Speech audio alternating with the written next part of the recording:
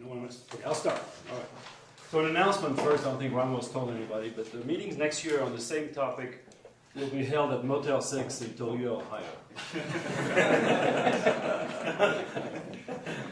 So that was it's real news. But anyway, first, thank you so much for organizing this. This is a really great conference.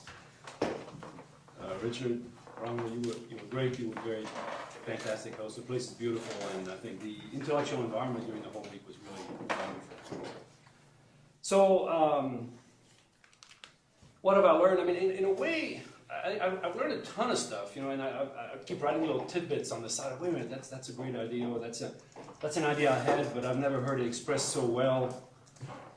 So it's hard in a sense to put your finger on it. It's, in a way, I'm still, I think mainly I've heard that we really need to do more on this, right? We need to understand, clearly there's a gigantic need for data, for research, for understanding what's going on, and I know that's not a great, deep conclusion, but it's important, right? I've also learned that, you know, toxic flow for one guy is better execution for somebody else, so you have to look at two sides of everything, right? But I want to since I come from kind of the regulator central bank community, I think I want to touch more on that side a little bit from my point of view, right? See what people think. There's still a lot of thinking that high-frequency trading is just another symptom of socially useless financial activity, right? That it's something that is not, at best, not beneficial for society, at worst, potentially harmful, right? And I think it's an easy line for politicians, for regulators to come to, right? So I think it's really important that we get to a better understanding. And it's not a line of reasoning held by, you know, raving communists or something. It's really a deep debate that's going on. I think more in Europe than in the US. So last night there was a piece by Adair Turner, who used to be the head of the FSA in the UK. I mean, it was Lord Turner to you and me, you know. And let me read you what he was talking. He was talking about the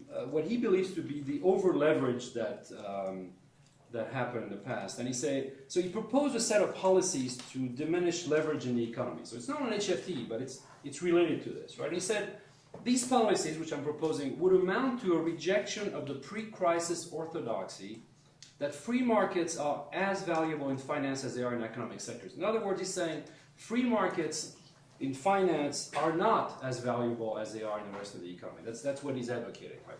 So this made me think, in a sense, about the idea that, you know, what we're seeing now is something that Larry, I think, brought up early in the discussion, right? Is this discussion about the social value of financial activity on one hand, and then the forces that shape how finance happens on the other hand, right? With for-profit exchanges, you know, and whether these things are colliding. And I think a guy like Turner in the UK really thinks finance and financial activity should be done just as a utility, you know, like electric utility for the rest of the economy. That shouldn't be an activity on its own, right? So one thing we talked a little bit about is the incentives that, for instance, in the equity markets, different exchanges have had to things they've done, for instance, like special order types or you know, maker-taker prices to try to attract flow, right, and to make it easier for HFT activity to go on. I think we should think about so it's an interesting question. I don't think there's a simple solution. It's fairly, you know, if you let Turner or a guy like this rewrite the world, he would probably have, you know, 2 equity exchanges in the US, right? Regulated entities, no HFT, or very, very limited rules for something like HFT, right? So we could do this in the US and put Larry and Pete in charge of the body, if you're interested. We'd probably collude instead of compete. It wouldn't be so good. Right, but then you always have this debate. You end up with some old-fashioned rents, and you know. So I think what we're observing is that conflict, right? Another thought I have, in a sense, we are looking for things to prescribe. I mean, people will ask us So what shall we do, right? And I think some of the stuff that people object to in HFT is just some of the same practices that were viewed as predatory or parasitic in your book, for instance, a long time ago, but just done, they were done on the floor a long time ago. People said, no, you shouldn't do this. It's not nice to do this in exchange. Just stop doing this. Though there were many bad things going on floors, right? But I think some of these practices have been done by some guys just at very high speed, and no one really sees it because it's very quick until you investigate later. So I think you talked about scalping and pennying and things like this, right? So I think if people are going to push for reforms, maybe the focus, of course, should be more on the behavior than the technology. I mean, I think stopping technology is a really, really dumb idea. But some people say it's better to stop technology completely. Now, we don't know yet whether 2 or 3 millisecond difference makes a big difference or not, right? Whether is there a limit to how fast you can go? Anyway, these are the thoughts I have. I think we should, we have not resolved this deep debate on the social value of finance and the way, the problem, how it's organized and versus its social externalities, right? But we need to come up with a few simple prescriptive solutions, I think, for if people want to do something. Here's something you can do that will might be helpful and probably will not be too harmful. If we don't do this, I think harmful, stupid solutions are coming down the pipe, right? And regulators really have the ability to screw things up. It's easy. Those are my thoughts.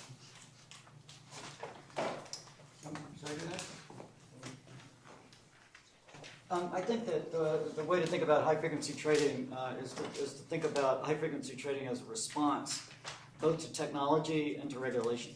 And if you look at what's happened in financial markets over the years, there have been dramatic changes in both technology and regulation. You go back to the 1970s, commissions were fixed. So essentially the exchanges themselves were enforcing a tax collection system where the revenue went to the brokers and not to the government, but it was still a transactions tax. You had the same thing in the UK that you had in the US. The commissions got deregulated.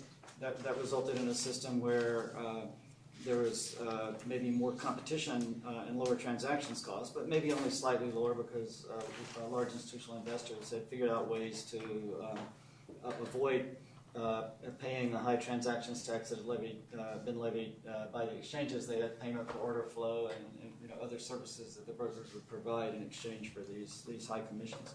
So what does all that tell us? That tells us that markets get regulated and you have a technological environment, but the players in the markets respond to that technology and regulation to try to get an outcome that's good for them. The high-frequency trading, to me, is just a different technology for doing the things that human beings used to do in the trading floors of the exchanges, whether it was the New York Stock Exchange or the trading pits in Chicago. They would try to buy at the bid, try to sell at the offer, and try to capture a bid-ask spread or a fraction of the bid-ask spread as an income. If they could capture a third of a tick or something on average as a profit, that allows them to make a very nice living. I think what's happened with electronic markets is the speed and accuracy with which computers can do things has put those human beings out of business, but the computers are doing very similar things that the human beings used to do. But let's think about some other things that have taken place in regulation, both in the US and in Europe. The regulations have been passed that converted a comfortable monopoly or duopoly, or in the case of Europe, kind of country-by-country monopolies, into fragmented markets. So what you're doing is you're losing a lot of the advantages of economies of scale, and you're gaining some more competition among the exchanges. The high-frequency trading shows up as a response to that fragmentation in the equity markets, where what they do is they try to arbitrage the exchanges. That creates a large investment in technology to try to get information going back and forth between the various venues quickly. And it creates an incentive to try to engage in arbitrage like we've seen discussed at this conference that might involve picking off orders in one market and transacting simultaneously in both markets. Well, the technological arms race and the arbitrage are both examples of the economies of scale of having a centralized market being undermined in a very expensive, costly, socially wasteful way. But keep in mind, the result of it is also more competition, and the greater competition has resulted in bid-ask spread costs of transacting on exchanges dropping. So the bid-ask spread costs of transacting in both European and U.S. markets are probably as low as they've ever been. But that doesn't mean that high-frequency traders are creating all kinds of good things. It just means that the technology and the regulation have evolved in such a way to make this possible.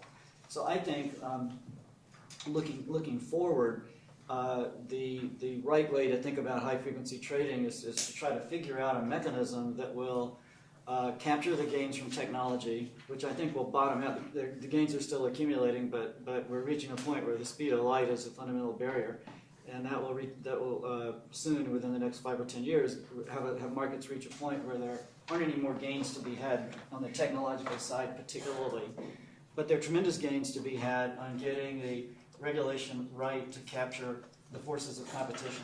And so I think the way to do that is going to be to figure out ways to centralize the order flow more so that customers can trade directly with customers if they want to, and if high-frequency traders can figure out a service to provide that's not regulatory arbitrage or not socially wasteful, they can provide that service. But there will be some gains from economies of scale while also having competition. Another example of something that has reduced bid-ask spreads is the tick size. Tick size has been dropping from an 1/8 in the U.S. to a penny. It's a 12.5, a factor of 12.5. It goes hand in hand with technology, because if you think of the number of tick updates, quote updates that you need in a market with a big tick size compared with a market with a small tick size, just imagine that the underlying process is following something like a Brownian motion, and every time it crosses some little barrier, kind of like Richard was talking about, you need to update the quotes. The number of quote updates is going to be proportional to the square of the tick size. So, as a rough approximation, if you go from a 12.5 cent tick size to a penny tick size, you're going to need 150 times as many quote updates. Think about also what happens when you go from one trading venue to 10 trading venues. Well, now you're going to need quote updates in at least 10 venues. That's another factor of 10, raising the factor to 1,500. And then you're going to need quote updates to respond to the other exchanges' quote updates, which is going to multiply it by another factor. And what does that result in? It results in a very large and wasteful investment in technological kind of communications bandwidth and technologies for retrieving, storing, disseminating, and keeping track of quotes. If you look at the glitches that's the term the press uses that have occurred in markets, many of these glitches have to do with the proliferation of markets and the proliferation of the need to distribute large amounts of data over a short period of time. I think NASDAQ's recent glitch was an example of that. The other good glitches that we've seen in recent years are related to the fact that there are lots of exchanges and you need technology to connect with a lot of them. So I would favor a system that would consolidate the order flow more, but allow competition to exist within a more consolidated market. Yeah, okay. So first of all, I would like to apologize because I also have to catch the same bus. So I'm going to leave at around 11:10. So in the middle of the discussion, I'm leaving. Don't worry. The second thing I want, of course, to thank Richard and Ramo, because it was extremely useful and productive workshop with a lot of ideas, a lot of notes that I was able to take. So it was really impressive the amount of information that I got out of this workshop, even looking at different perspective in some sense, different discipline. I share most of the conclusion that Pete presented in some sense. And well, the first reflection I think comes back to the question that Andrea was asking. Andrea Kirilenko was asking the first day. So if HFT are bats or birds, in some sense, are new species or different species. Personally, I believe that they are just they are birds essentially. So essentially, they are doing exactly the same thing that other intermediaries have always done in the past, with new technology, but they are not radically new in some sense. So it's not a new species. It's true that even in biology, I've worked for a little bit in biology. Even in biology, the definition of species is difficult, right? Especially if you look at bacteria or other things. So maybe the question has some is deeper than one can think. But in a way, I don't think that they are essentially different from other type of intermediaries. Market need the intermediaries. Intermediaries need to be compensated for what they are doing. This, of course, goes back to a question that I've always had in my mind and never had. It's a little bit vague and philosophical if you want, but in some sense the idea is, what is the right amount of intermediation that the market should have? Can the intermediation be any number? I mean, if you go from the buyer to the seller, how many steps of intermediation are right? I mean, it's okay. 100 step, 100 passage is okay, 10 is okay, 1,000 is okay. I mean, is there a limit to the amount of intermediation that can be in a market without the market being pathological in some sense? Of course, so the amount of intermediation, I think, increased a lot, but the advantage of this was the decrease in cost has been documented with the beta spread. So the argument against HFT that I've seen, so what are the arguments against HFT that I've seen so far? So essentially, the first one is that they made the market more unstable in some sense. So they are more unstable at the individual asset level, but also at the systemic level.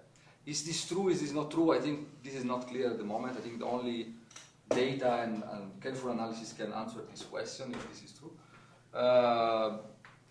Is a dealer market more stable but more costly than an electronic market which HFT? Well, this I don't think is so clear. Clearly, intuitively, there is a trade-off between the two things. So if you have a dealer market, you have larger cost, but maybe you have more stability. If you have a market without designated market makers, then of course anyone can disappear from the market, but then the competition should drive the cost down in some sense. So I think that there is a trade-off between these two things. The other aspect which I think could be relevant for so why HFT can be a problem in some sense is related to this question. Okay, so let me back up and make another question that is also on my mind. Is there too much discussion about HFT? So it's an important topic, but if you look at the media, I mean, the amount of articles, the amount of discussion is around HFT seems to me sometimes disproportionately large compared to other problems in finance. I'm not talking about in the world, but other problems in finance which probably are much more important than HFT. However, HFT is something that people understand very well because it's a speculator, bad guy, using black box and making money. It's really like a science fiction movie in some sense. And so, for politicians, for journalists, this is something where people can really easily write papers in some sense.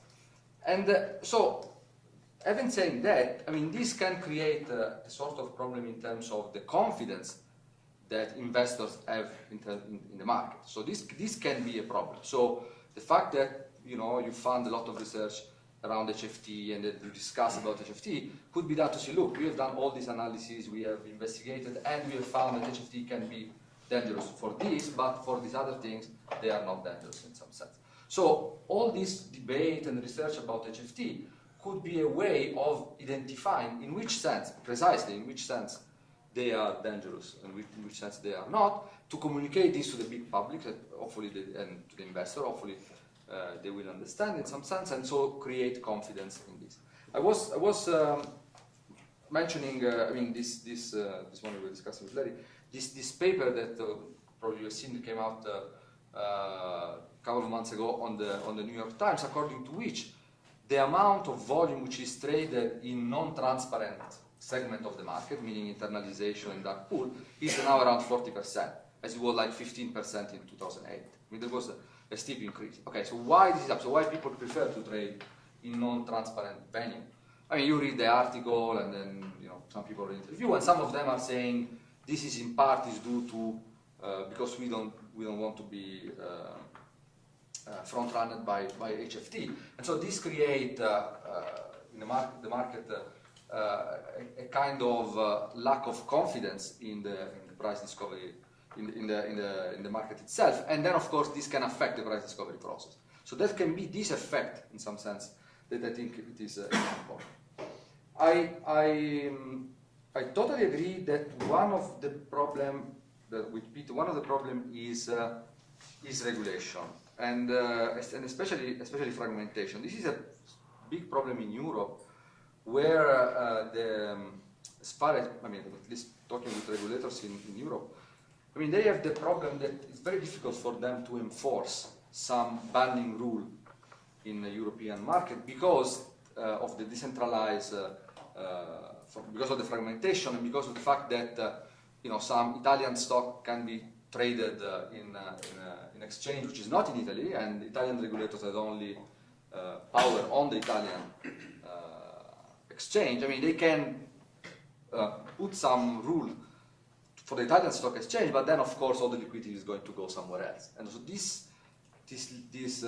regulation arbitrage, I think, is a big problem, and I think so. My feeling is that we should think more about the benefits of fragmentation, or at least try to find ways of designing fragmentation in such a way to make the market better in some sense. I think that in a way HFT is an unavoidable consequence of the evolution of technology. We were discussing again with Lev this morning. What was going to be when we look back 10 years from now about these discussions? What the market are going to be in 10 years from now? No one knows, but clearly it seems that electronification of market is going to go on and on to a different asset class. This seems to be a strong trend, and of course, whenever you have a more electronic market, you will have more HFT with different types of.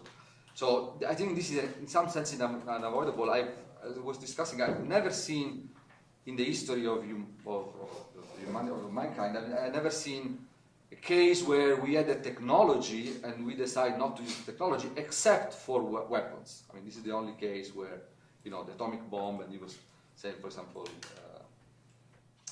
gas as a weapon.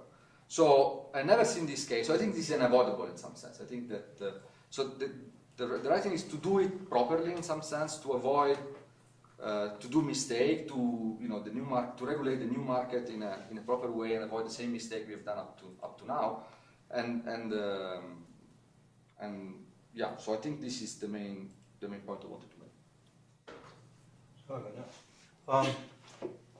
So what I'm going to talk about are first some very big picture issues, some of the things that we didn't talk about. I won't say too much, just to remind you. Then I'm going to narrow very tightly and share with you some of the personal things that I got out of sitting with you all. And then I'll follow with my view of what the big issues are and some suggestions for change, and then I'll conclude. So the first thing I'll say is what we've, and at the risk of repeating, but it's so important, trading costs are lower than ever. So whatever is wrong isn't wrong relative to where we used to be. Things are definitely improved. Of course, the question is, could they be lower? And that's the main concern in front of us. There's no question that high-frequency trading has gotten a tremendous amount of attention because it's an attractive target for distracting people away from the more important issues. The really, really important issues in our economy are the issues that are being driven by demography, and in particular the challenges of aging population that needs to retire and who feel entitled to have health care services and income support. And those problems are, that coupled with a huge amount of debt that may not have been sustainable, and inflation issues are really, really troubling. And so in the face of that kind of trouble, the easiest thing for people who don't want to face things is to find something else. And high-frequency trading is really nice because it's somebody else is doing something that I can't do, and so they start yelling about it. I'll tell you, here's a little evidence that sort of supports that. United States, we had a Senator Kaufman from Delaware. And Senator Kaufman got to his position because he was like chief of staff to his predecessor. The predecessor died, and he got into this position. So he wasn't sort of naturally elected, and everybody knew he was going to stick around, so he wasn't so accountable. But it was really amusing, the positions he took, at least to me. So Delaware, as you know, is the home to basically corporate governance throughout the United States. Most corporations are incorporated in Delaware. And so it's not surprising that the senator would be sensitive to issues that are important to corporate management. So he was knee-jerk on short selling. Okay, just short selling is totally un-American, maybe unworldly, unhumane, whatever. And so this is what he was.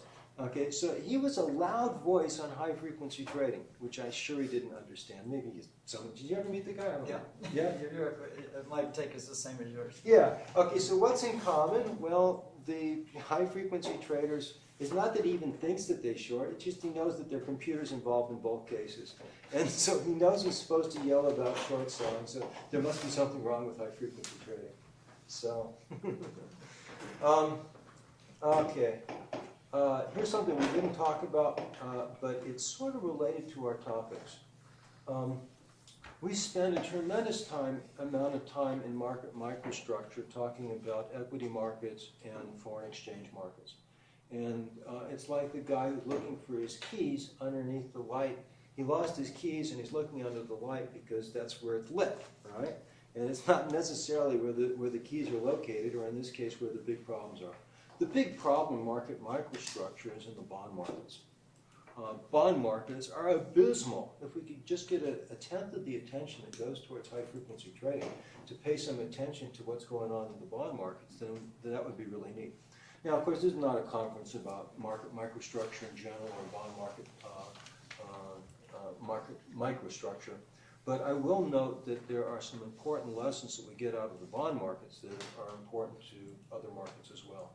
There's a constant tension between dealers and the combination of exchanges and brokers. Now, Larry, as a service to everybody, can you define what you mean by like a dealer market versus an organized exchange? Sure.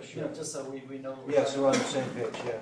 Okay, so a dealer market is a market where most of the liquidity is provided by dealers. So if you want to trade on the buy side, you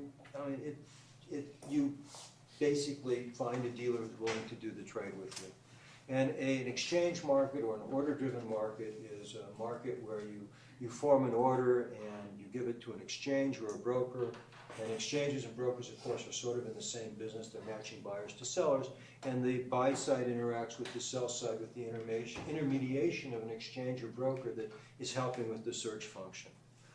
So this tension between quote-driven, which is the dealer market, you go to a dealer for a quote, and order-driven markets, the exchange markets, this tension is the timeless tension in market microstructure.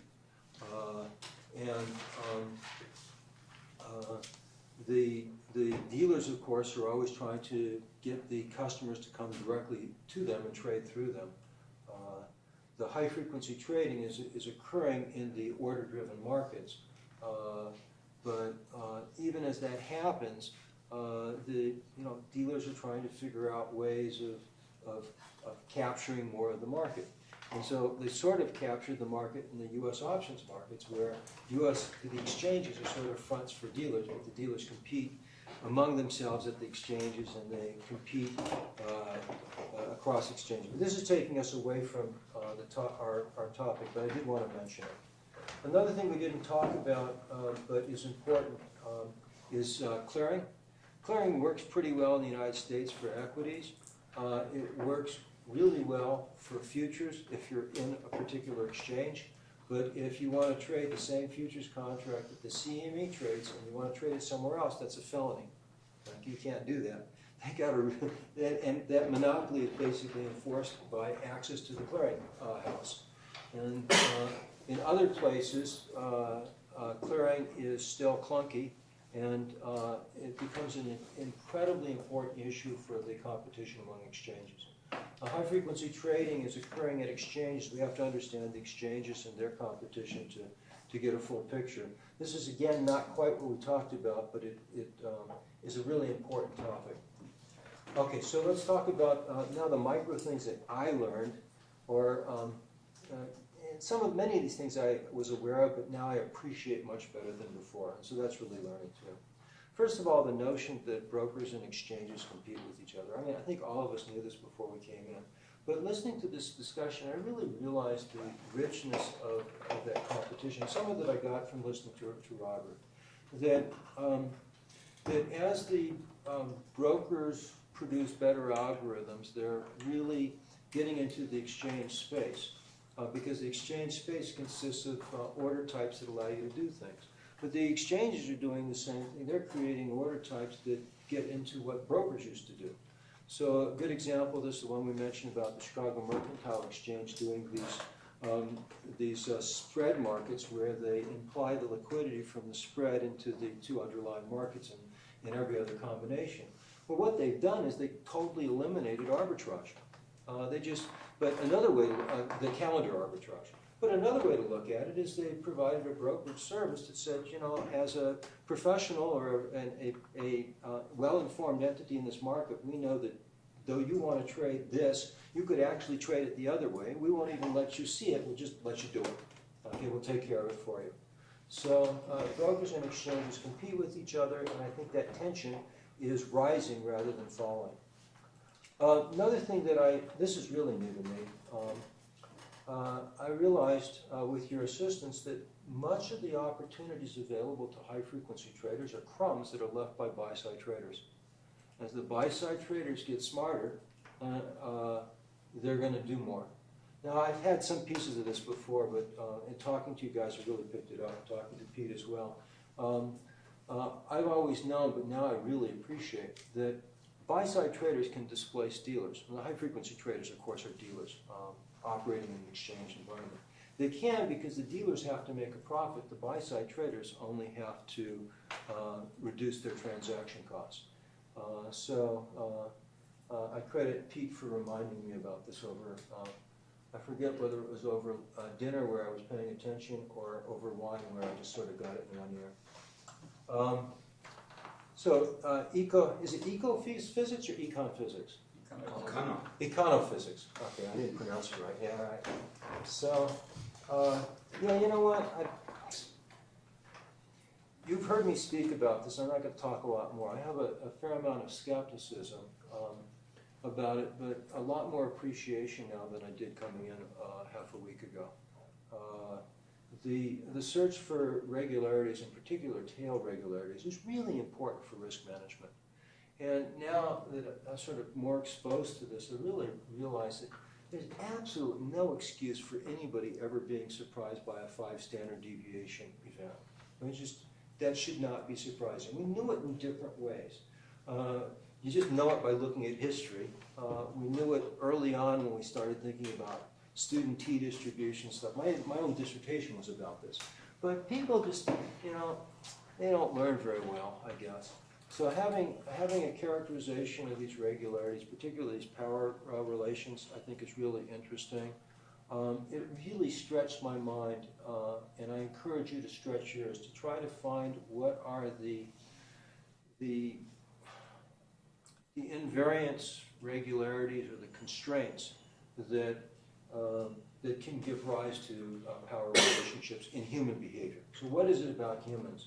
So one thought that occurred to me, and Pete maybe fleshed it out a little bit more, is that as humans, we're constantly in a tension between our desire to expand out and explore spaces that aren't explored, and the boundaries that are imposed upon us by constraints, which suggests that the expansion hits boundaries and bounces back or something like that. And that this type of super abstract thinking, coupled with maybe a diffusion model, might produce distributions that have power characteristics. Now, I have no concept. I'm just beyond my training. But the message is that physics so far seems to be spending a lot of time on getting very nice characterizations of data, but now we need to move on and try to explain those data. And I think the physicists are first but the discipline that comes from that approach is really neat, and frankly, many of my economist colleagues could benefit from that discipline. Just in passing on note, an amusement, there are two sciences or two academic disciplines that are, I just lost the word for it, that are empire building, expansionary. What is the, I had it before, anybody remember? That they are empire,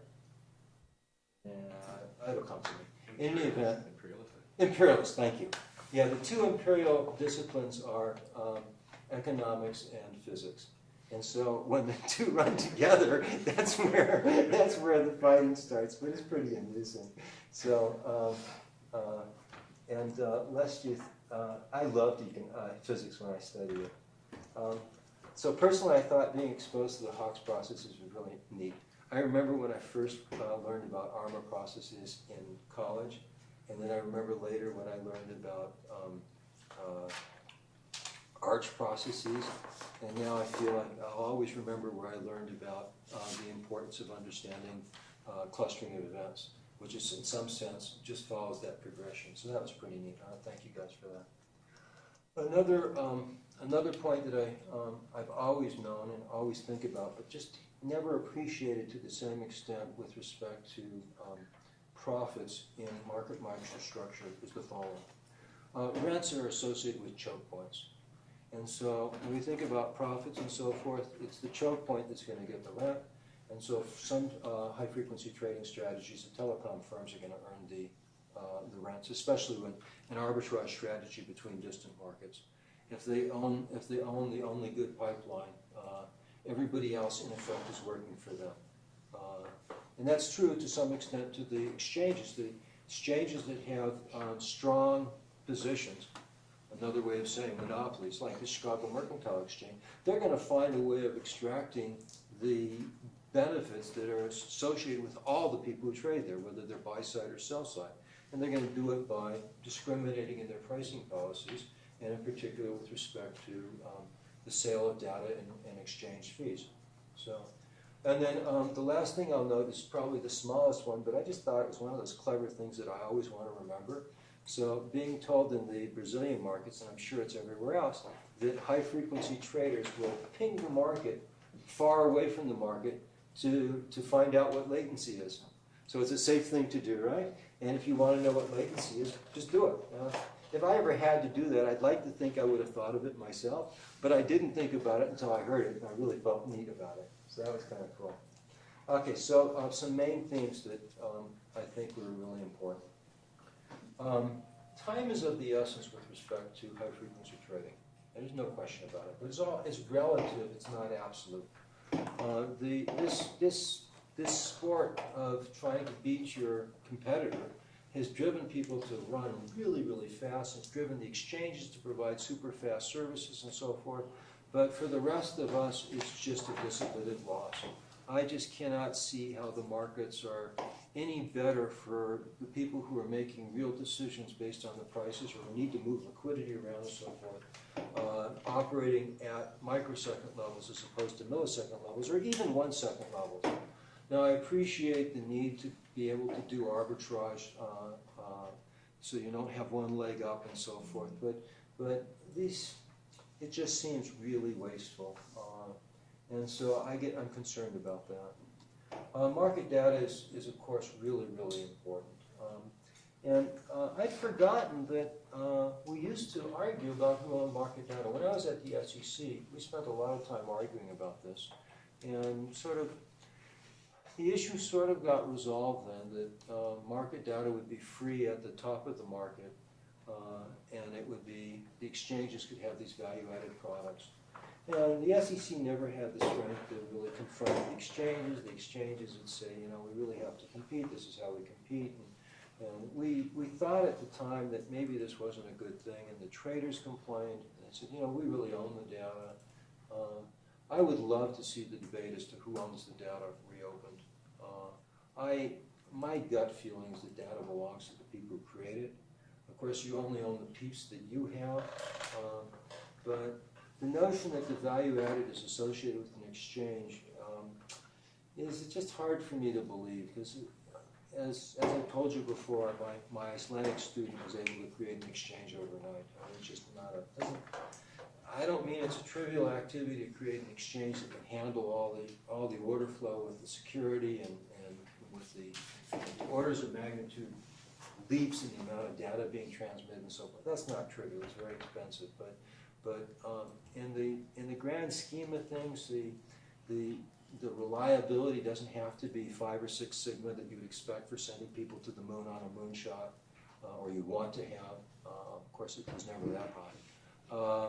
And in terms of the overall volume, there are other places where data moves far faster.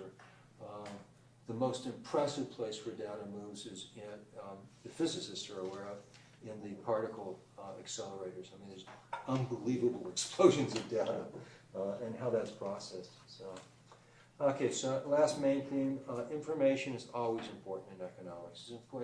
It's almost a characterization of what it is to be human, is the ability to exchange higher level information for our benefit and sometimes to our disadvantage. So all the answers to the questions that we've been discussing today ultimately come down to information. And so understanding information is really important. Okay, so I'm almost done actually, or so I think.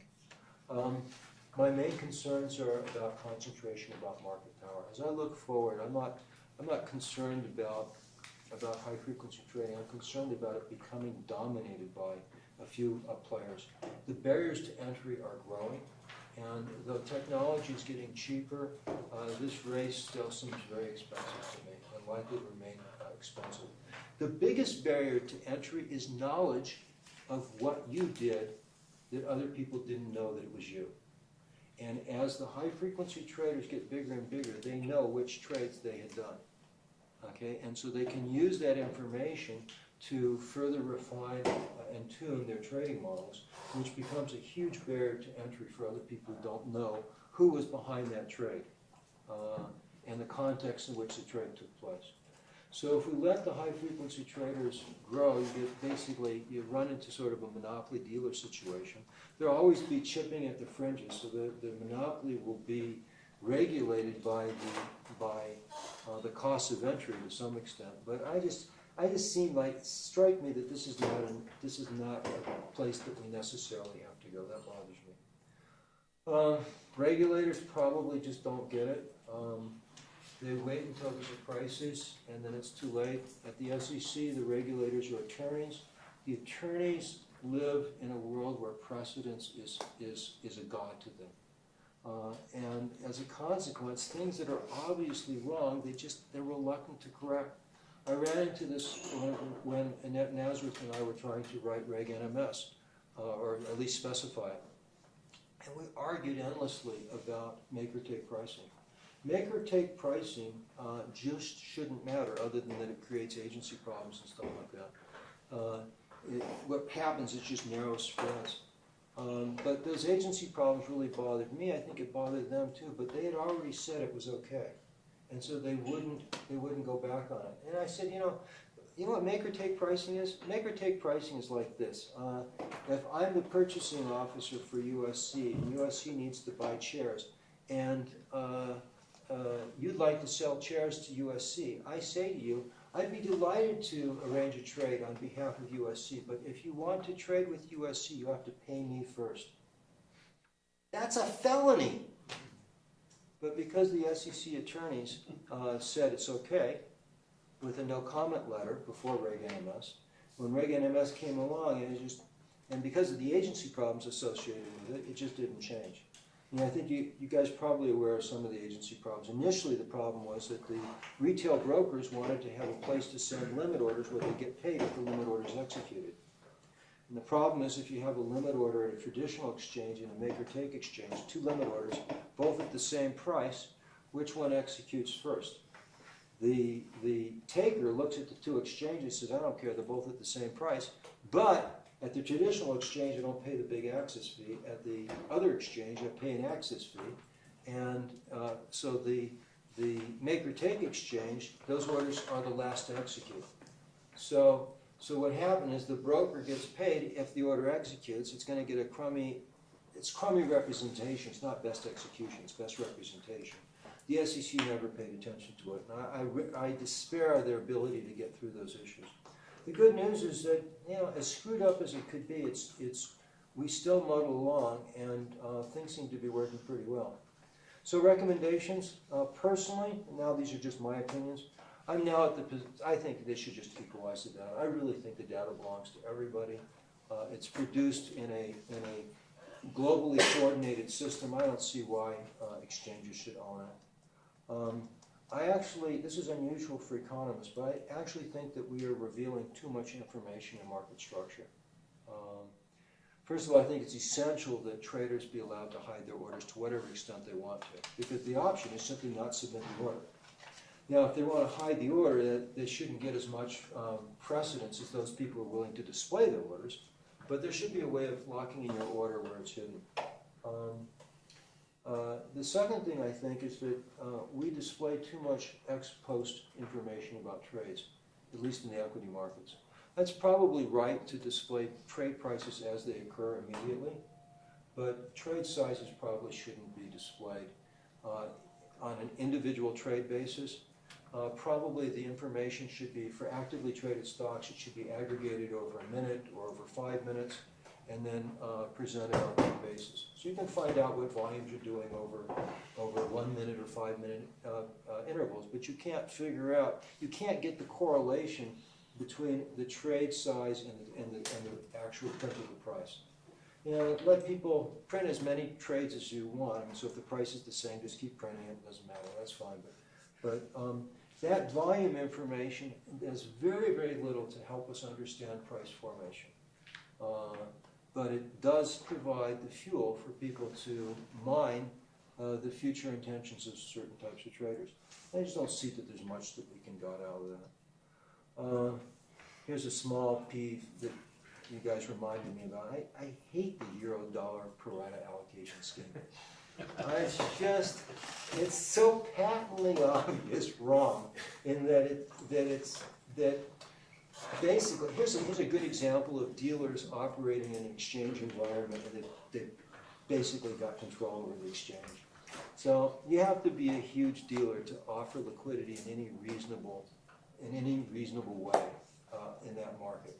There is some precedence for small people and for the first to open a price, but basically it's a crazy market. So can I just insert a thought? What is the purpose of having a financial market? And there's a tension, there are externalities kind of built into the nature of a market. One purpose is to provide a transaction service for people who want to exchange risks. And it's working efficiently if people can exchange risks at relatively low cost. Another purpose of a financial market is to produce signals, prices that people can look at and use to make decisions, even if they don't need to transfer risk. So there are these two purposes.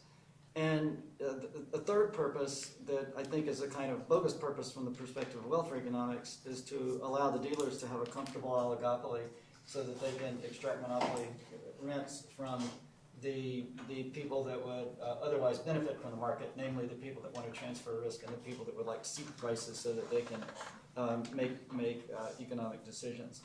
So if that's the case, who should the market belong to? And it seems to me the market should belong to the people who benefit from it. Half of it should belong to the people who want prices that are reasonable that they can use to make decisions. And one of the worst things that happened recently as far as that goes is people looked at the screen and saw that their stock had traded at a price of a penny.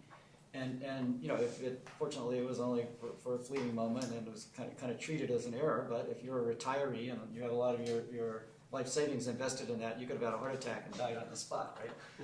On the other hand, they're the people that want the transaction service. And so the market should belong to the people who are going to see the prices and make decisions based on them, and the people that want the transaction service to exchange risk. If you let it belong to the dealers, it's going to serve the wrong purpose, namely the purpose of creating profit for dealers. I mean, you've said as much 2 or 3 different times, but Yeah, no, I've said it again. yeah. This is really the big fight. So I'm going to close with just a couple of real quick perspectives. It used to be that in the microprocessor industry, they argued about whether they should be fast, thin processors. I think those are called RISC, reduced instruction set. I don't know what the C stood for. Or the CISC, which was complex instruction set. And we sort of have the same thing going on in exchanges. Some people could argue, some of the developing countries where the government's still powerful relative to the finance industry and the dealers, then maybe the best thing is to create a public utility out of an exchange with a reduced instruction set, and then let everybody else do, work with that simple set of rules, or simple set of rules and simple set of instructions, and build whatever they want out of them. Or we'll see very complex exchanges emerge as they provide more brokerage function, and all the complexities of fragmentation, where the different fragments are trying to provide service or capture profits for certain classes of traders and so forth. But simplicity versus complexity is something that's worth thinking about. Long term, how are we going to look back on this in 10 years? I think we're going to say that some of these outages that we were concerned about, they were just growing pains for the industry.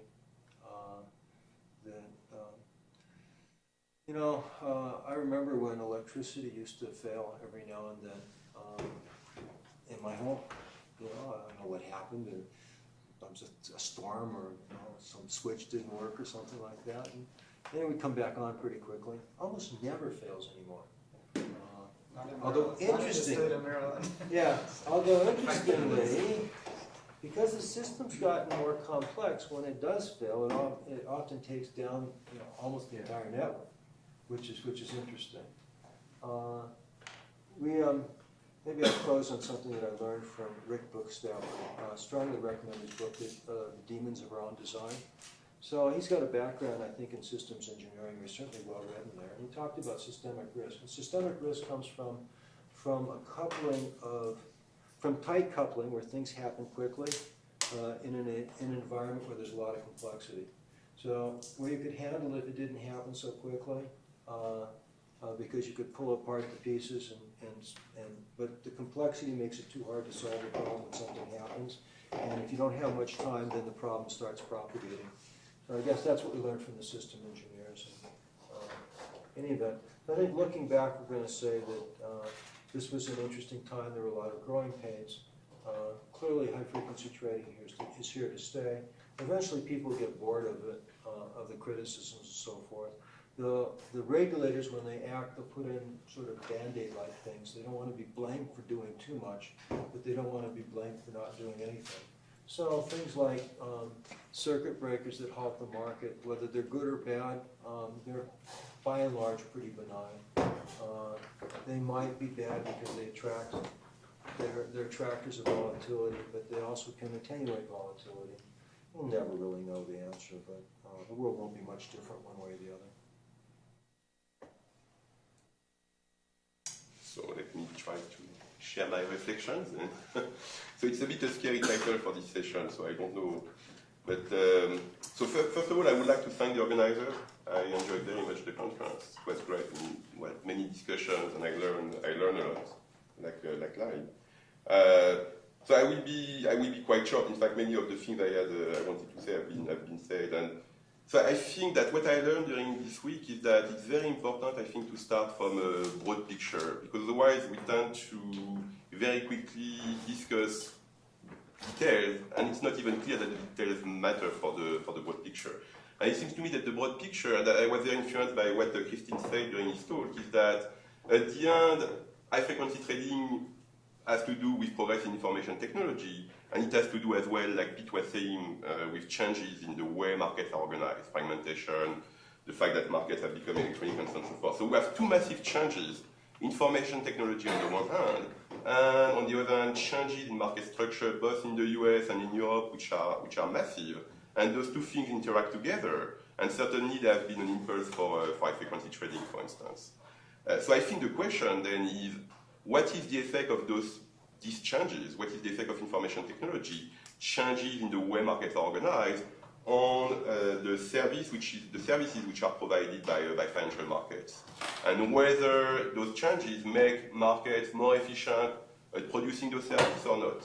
And essentially, there are three services. This is what Pete was saying, which is financial markets facilitates meeting between buyers and sellers and users, final investors. So certainly, you could think that progress in information technology, progress in making exchanges electronic, facilitate the search for a counterparty. That's probably going to reduce this cost of intermediation. So that's one thing. Then financial markets are used to raise capital. So the cost of capital is very important. So one question is whether those changes have an impact or not on the cost of capital. And the last thing is that financial markets produce signals, and we would like to know whether those changes make markets more efficient. And interestingly, I was browsing on the web, thinking about this question to see whether there were some papers on that. And I found a paper by Thomas Philippon from NYU and co-authors. And they think about this question. They don't think about high-frequency trading per se, but about information technology.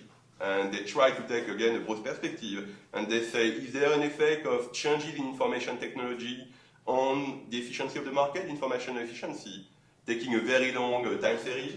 And the answer is no effect. But I think this is really the starting point. This is really the type of studies I would like to see before thinking in more details about the way the gains in efficiency, if they are produced. So if there are gains in efficiency, so let's say that, for instance, we agree on the fact that because of progress in information technologies, because we have a better ways to organize the market, like NMS was a great thing, and so on and so forth, then if there are gains, if there are reduction in transaction cost, that means the reduction in the cost of intermediation, then the question is, who is gaining from that? The cake is getting larger. You are more to share because the cost of producing the service which is produced by the market is lower. But who is getting this improvement? And here I think we have a usual tension between the buy side and the sell side. The buy side would like to benefit, and we will expect that the buy side, being the end users, should benefit from this reduction in the cost of intermediation. But of course, that's going to depend on the amount of competition between people on the sell side. And there on the sell side, you have high-frequency traders, certainly. Very often they are going to play the role of dealers. But you have also exchanges. You have also the traditional players. And I guess not only there is the question of what is the distribution of having efficiency gains at the level of the market as a whole between the buy side and the sell side, but then inside the sell side, you certainly have a lot of competition as well to try to get the runs. And so I think that there are many discussions around high-frequency trading which have to do with the fact that, of course, people on the sell side, they have different views on that. And especially the old guys, they are not too happy with the new guys taking part of the cake. So that should be, I think, that thing is very important to think about then what we should do. And this is essentially a question of regulation of competition in the industry. We would like, I think we would like at the end to transfer any efficiency gains to the end users, which means choose a market structure that makes competition between the intermediaries as big as possible. That's, I think, as an organizing principle, that would be one way to see the problem. And then when you see the problem like that, there are many fine-tuning issues. And I found the discussion by Larry yesterday very useful. You mentioned a set of organizing principles, basic things that we should agree on. And I think they are very useful to start the discussion. You say that, for instance, probably putting a floor on the speed at which people get access to the market, let's say a floor at 1 millisecond, might be good because below this floor you just have excessive investment in technology just to be relatively faster. And that's probably not useful for society as a whole. So there is no efficiency gain, and you just have people over-investing in the technology just to grab a larger part of the cake which is fixed, basically. So that I agree that's sensitive. I guess then the problem, that's sensible. I guess the problem is where do you put the floor? Is it 1 millisecond, 2 milliseconds? And this is probably where the discussion should be. That's difficult to know. Then you mentioned the fact that we should allow for a limited amount of opacity in the market because people may not want to reveal their orders, they may choose not to trade or not to show their orders. I think that makes sense. And then you mentioned that the ownership of the data is very important, and I perfectly agree. It seems to me that part of the problem, but again this has to do with the way the sales side is sharing the cake, is that exchanges, they have a vested interest in this game. They sell the data to people who are going to trade on the data, and by pricing the data adequately, they are going to recover part of the rent. That means I think that when they think about their market structure, they are thinking certainly about the impact of their choices on the revenues they get from the data. And there probably is not too good. I mean, there might be some distortion. So the ownership of the data is very important. And then at the end, you mentioned that it's very important to separate end users and intermediaries. And I think this is very important. That's again, the question of who is getting the larger share of the cake. And maybe at the end, we should organize markets so that end users, the buy side, gets the larger share. And then I think just to finish, I think from a more academic point of view, so that's the discussion were very interesting to generate interesting research questions in my view. I think the question of what do machines do exactly and how machines are different from humans, and you mentioned that also during your discussion, is a very interesting problem. And because that may be, it's true that there are many things that we see with high-frequency trading which are just strategies that were already used in the past, but they are just played more quickly or they are just played by computers. So if you take this view, you have the feeling that there is not much change. I mean, qualitatively, there is not much change. If computers are really different in the way they react to events, then there is a radical change. And so I would be very interested in seeing papers on whether markets in which we have computers interacting are radically different from markets where you have humans interacting. And then there were many discussions about instability and fragility and how to build early indicators of fragility or how to measure the instability of the market. So there was this presentation on the VP measure. There were also discussions about this N parameter in the Hobbs process. So I found those discussions very interesting because in fact, it's not clear to me what is the right measure of market instability. And so it would be very nice to come up with some measures that is easy to estimate. And the N parameter in the Hobbs process, I find it really, this is an interesting idea. I was surprised that there is a lot of emphasis on the fact that this parameter seems constant over time and across assets. So I would expect to have some variation in this parameter because maybe the speed at which people react to what other people do in the market, this notion of self-excitement, vary over time. And I was thinking that maybe if you allow for time series variation in this parameter, try to analyze the time series variation in this parameter, that may lead to estimate or early indicators of market instability. We would like to know when N is increasing over time, and then maybe when N gets close to 1, we are in a situation where the market is a bit hectic. And I think this is particularly relevant to think about evaporation of liquidity. Because in your study, you mentioned that you look at the way market orders respond to limit orders and so on and so forth. And so you could imagine a situation where cancellation responds to cancellations, then you have sudden evaporation of liquid in the book. And if these things happen, if the speed of response is very high, the intensity of this Hobbs process is very high, then we may be close to a situation where liquidity is going to evaporate. So I think that to think about evaporation of liquidity and thinking about people responding to each other with their orders, that might be a very nice venue. And then yesterday there were also discussions about data and the importance of data for academic research. And that I found very interesting, and I had with some discussions with some people. I think that it would be very interesting to have cooperation between research centers for the collection of data. Because typically getting access to those data is very difficult and require a lot of processing capacity.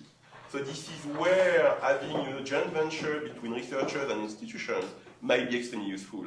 Because it's probably very, I mean, if you look at the data that exists, we have data sets which are relatively limited, that cover one market, one asset, over a specific period of time. Ideally, we would like to collate the data in real time for a large number of assets. We'd like to structure the data in such a way that then they can be used to address the questions we are discussing. And that requires a huge effort. So that's probably where institutions working together will make a lot of sense. And probably in terms of inducing the regulators to think about this problem and facilitating access to the data for the academics, then that would be easier as well.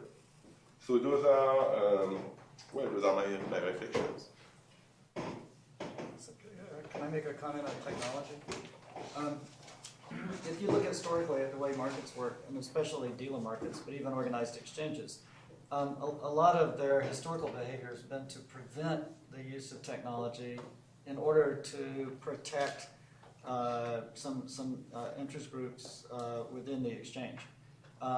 So just to give you some examples, when I was working at the Chicago Board of Trade, you couldn't take a cell phone into the trading pit. Their cell phones were kind of a new technology. They had walkie-talkies that were the predecessors of cell phones. You couldn't take those into the pit. The cords on the phones had to be really short, just to keep you a little bit further away from the pit. Those are examples of regulations of technology.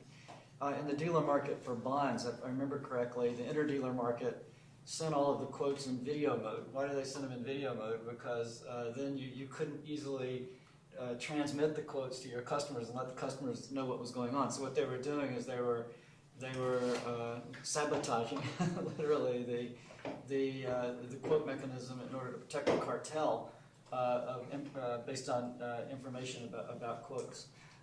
So what does it take to get technology used in the most useful manner for generating ease of risk transfer and generating actually accurate price signals? I think it's very interesting what happened with the NASDAQ settlement in the late 1990s. As you recall, the NASDAQ dealers were accused by the SEC and the Justice Department of keeping bid-ask spreads wider than they should have been. The minimum tick size at that time was an 1/8, but they were accused of colluding to keep bid-ask spreads at 1/4 or 3/8. And part of the settlement was that there be a central limit order book where a customer could place a limit order, and that limit order had to be kind of respected by the market. It's kind of the predecessor, I guess, to regulation in MS. But the basic idea of an organized exchange or an order-driven market, which is not a dealer market, is that customers should be able to trade directly with customers and not have to give up a bid-ask spread to dealers. In a dealer market, the dealer would not handle a limit order from a customer. So what happened after that settlement? Well, they did that, and they also at the same time cut the tick, more or less at the same time, within a few years, cut the tick size down to a penny. And what you saw was a fairly prompt drop in bid-ask spreads from an 1/8 or wider, down to in many cases a penny. And you also saw, if you did transactions cost analysis, I think that prior to these changes, the bid-ask spread component of trading costs for trading on NASDAQ was higher than for trading on the New York Stock Exchange, precisely because the customers couldn't kind of split the bid-ask spread very easily. So you saw the bid-ask spread costs of trading on NASDAQ drop significantly and kind of converge to a level that was closer to the level that you saw for trading on the New York Stock Exchange. At the same time, the ability, think about high-frequency trading. What does it take to get high-frequency trading? Well, it takes two things. It takes the ability to place a limit order that will be respected in the market or executed according to time or price priority or something like that, or maybe not perfectly because you can arbitrage different markets. But it also takes an electronic interface. So as soon as you have an order-driven market where people can place limit orders and you have an electronic interface into that market, you're going to pretty much get high-frequency trading. Now, how long have we had the technology for that? We've had the technology for matching trades and running a central order book with a computer since the 1970s. My father actually created a fully electronic market using IBM 360 computers that were the size of refrigerators but had the processing power maybe of less than a cell phone. But he created an electronic market in the 1970s. The technology has been around for 30 years. So the real puzzle was why the markets didn't use the technology that was available for decades, and then finally started using it in the early 21st century. And the answer to that, I think, is regulation. And the NASDAQ settlement and the reduced tick size are good examples of a regulatory change that promptly led to the phenomenon that we now call high-frequency trading. It's fully driven by those regulatory changes. Larry started off his comments by talking about the bond markets. Well, the bond markets today are where NASDAQ probably was in its early days in the 1970s or 1980s. It's a quote-driven market where customers can't place limit orders. And you can see some immediate consequences of that by looking at bond data. One of the immediate consequences of that is small traders who don't have good access to information, and because it's very expensive for them, don't have really good access to dealers, will actually pay us a wider bid-ask spread and have higher trading costs than people who are trading reasonably, at normal institutional size trades. So When you say bonds, which markets, which bonds, corporate bonds? Corporate bonds, I'm thinking of, the corporate bonds is what I'm thinking, not government bonds. Government bonds are different. I'm thinking of corporate bonds. So you see that where regulation has left the market intact, the way it was in the 1970s, you don't get the maximum use of technology. How many high-frequency traders are there in the corporate bond market? So corporate bonds are a whole different set of issues because there are so many different ones. Right, they raise the It's same not set of... It's not just resistance, but It's the same issue as with the options. Yeah, but it's the same. You've got electronic interfaces into options now, and the overwhelming amount of data coming in, and you've got electronic arbitrageurs doing options, probably in more than they do bonds. It's like corporate bonds, even though they're similar in that there's a plethora of different instruments that are very close substitutes, but yet they're different. yeah. I was going to say about the data. So everybody seems to be in agreement that the people who generate the data should own the data. But what I wanted to point out is that at least on the futures exchanges, if you're a trader and you connect to the exchange, you pay for the connection, but then you get all the data, and you're free to record that data and use it. In other words, they don't charge you for the data per se. When we do this, so we have huge databases of it. And I mean, other people can't get it if they're not trading. But you can, for example, look at the CME Group website and see up-to-date prices. Like, it's not secret what the prices are. But I mean, to push back a little bit, isn't it sort of a perfect system where the traders get the data?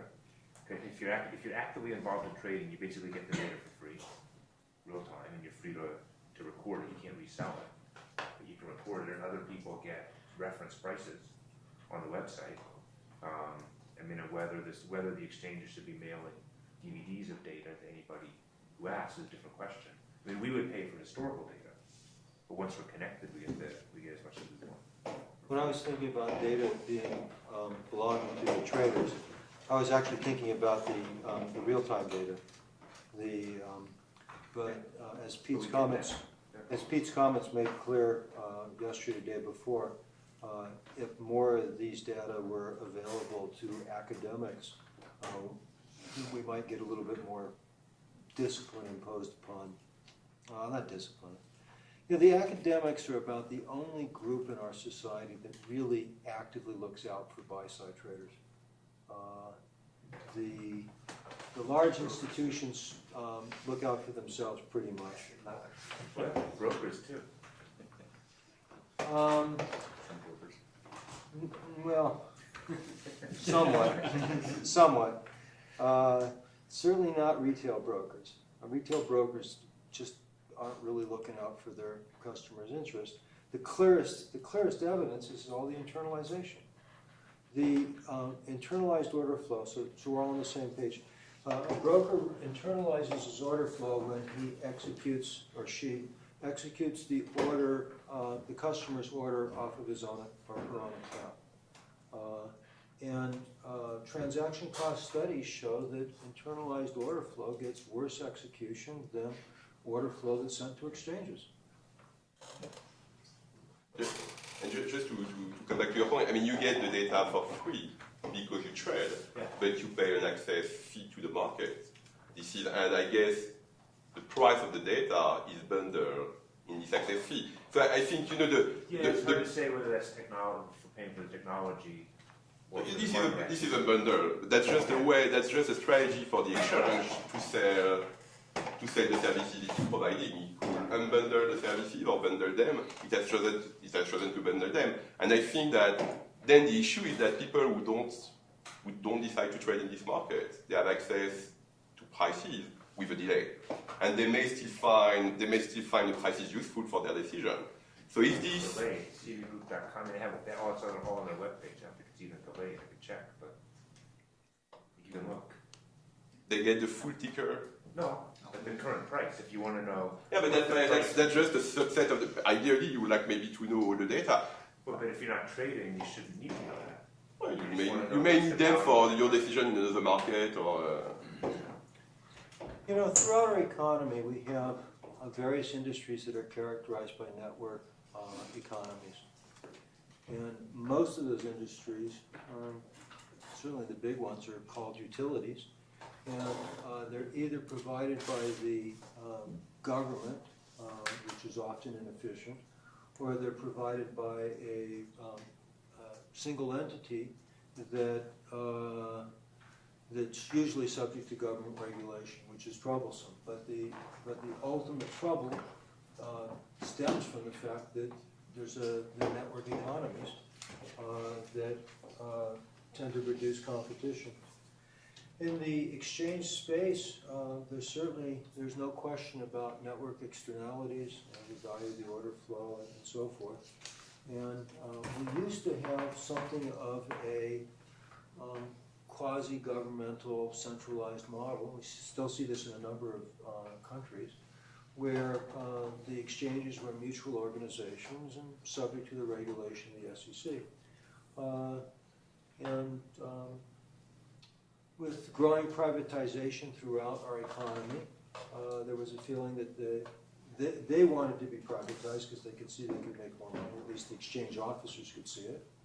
The sentiment was for privatization, for better or worse, because policymakers probably couldn't distinguish between the network externalities or not. And the exchanges, of course, are the first to tell you, no, we're in a terribly competitive business. We'll buy it, if we're not allowed to innovate in these ways and so forth. But it leaves me open to the question of how much better off are we? I'm willing to accept that much of the innovation that we've seen has come from their desire to maximize their profits and reduce the expenses. And that's been really great. But that's happened. We now know what an exchange is supposed to look like. Should places like the CME continue to enjoy its dominant position simply because they were the ones who figured out how to win the game? A lot of people think that's okay because it was a free market, everybody had a chance to compete, and they won. But my kids don't have that chance to compete, to set up an exchange. It's just almost impossible to compete against them. Their claim is that they are competing against the dealers who would like to do all those contracts over the counter. And there's a fair amount of merit to that, but I'll note that those dealers are some of the biggest users of the exchange markets because they often hedge their contracts through, having a clearinghouse vehicle for hedging their contracts is really advantageous to them. I'm kind of uncertain as to how I would design the world if I could, given a blank slate. But one thing I'm positive about is that nobody's going to give it to me.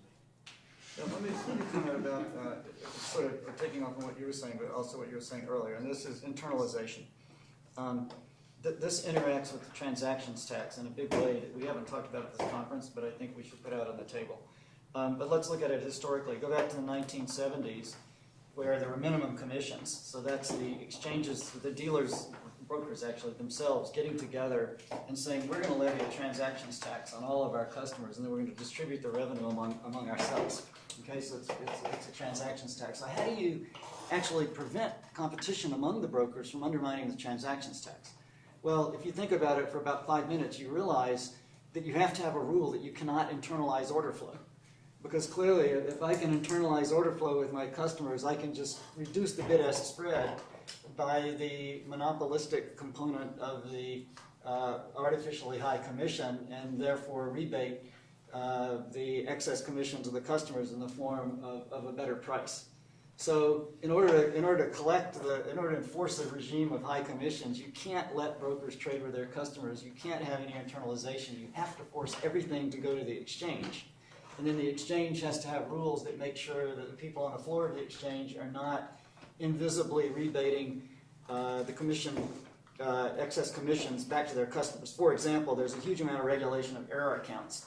You know, and the main reason for regulating error accounts is that if I had a customer that I wanted to rebate some of that excess commission, I could just tell him at the end of the day, oh, by the way, I made a mistake. Here's some cash that represents the mistake that I made, and now your regulated commission structure has been undermined. Well, they did it through the soft dollars is what. Yeah, soft dollars was a form of rebate. The soft dollars are still with us, so it's something that has a lot of institutional persistence. What is a soft dollar? A soft dollar is I'm paying you, I don't know, I've forgotten the numbers, a nickel a share or something, when the actual cost is a penny a share. The 4 cents would normally be excess profit to you, but you come to me and you say, well, if you let me do your brokerage, I will provide you with some back office services, I'll provide you with some research, I'll provide you with some other costly services that you as a perhaps asset manager should be providing to your customers. And that system has persisted. The soft dollars are that you can spend it away. So the difference is that if they're brokerage commissions, they don't show in the expenses. So everybody's read Burton Malkiel and knows to look at the expenses. And so, for example, so banks always did this. They said, we charge you 5 cents a share, but we're giving you research. We'll put these terminals on your desktop, whatever you want. And now you can start a software company. You can go to a client and say, $100,000, I can't pay that. But then you say, well, I'll just tell your broker to add a couple of cents to the commission. He'll pay me $100,000. It doesn't show up in the expenses. Robert beat me to the interruption, so let me flesh that out a little further. So when soft dollars first came along, they followed Pete's story, which is this commissions were too wide, and this was a way of rebating back the commission. But when the commissions were deregulated, the commissions collapsed, and you would have thought that the soft dollars were going to collapse as well. But the reason they didn't is because soft dollars created what I would call an accounting abomination in mutual fund and pension fund accounts. So what happens is that your manager has to incur expenses to manage your account, and you got to pay for that. And the more you pay directly, the more is your expense fee, and then the public gets annoyed, right? But if you can get the manager can get what he needs by using soft dollars, you paid for them through your trading because of the higher commissions, but the commissions don't enter into the expense ratio. They only enter into portfolio performance. So portfolio performance takes a hit one way or the other, but it's a real accounting abomination. Every time an accountant gives me a lecture about ethics in accounting, I just go, All right, let me continue my Yeah, story. go ahead. So we got rid of fixed commissions in the 1970s. The economic commission rate collapsed. There was a lot more open discussion, some more internalization, or less political opposition by dealers and brokers to internalization, because they realized they didn't need it to enforce their cartel anymore, and internalization might be profitable, right? So now we have internalization. Think of how this plays out when you levy a financial transactions tax. What percentage of trading volume is intraday? What percentage of trading volume takes place over a couple of, where positions are closed out over a couple of days? I think Richard was pointing out in the foreign exchange market, it's what, 80, 90%? 97. 97? Yes. Okay. So now, if you were to imagine imposing a financial transactions tax on every trade, including trades by high-frequency traders like it's being proposed in Europe, and including just everybody, there becomes now that it's going to play out, but it's going to play out differently because the dealers aren't keeping the revenue, they're giving the revenue to the government, so the game is not to figure out how to enforce a cartel where you keep the revenue. The game is to figure out how to pay as little in transactions taxes as possible to the government. Well, this is going to lead to a lot of internalization, where what you do is you do a kind of a brokerage service or a matching service internally, and where all of these services that the intermediaries that close their trades intraday, now whatever those services are, that they get performed, but they get performed in an invisible way inside of a matching algorithm that never actually creates a trade. So that at the end of the day, what you will wind up seeing is some trades among long-term holders that might be based on very complicated algorithms that would mimic what would have happened if there had been trades with intermediaries that would get taxed. But the complicated intermediation algorithms that are basically a form of internalization will be designed to minimize the transactions tax collections of the government. And who's that going to favor?